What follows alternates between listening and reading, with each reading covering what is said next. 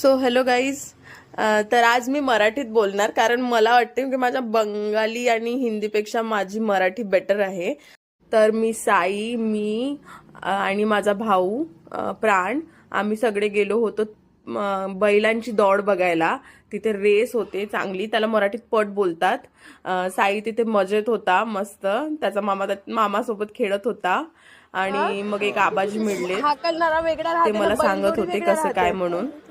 आता कातकर म्हणून म्हणते ना त्याने 2000 रुपये घेतो. काऊन असं काऊन ज्यांचे बैल राहते ते नाही हाकलत का? नाही काऊन?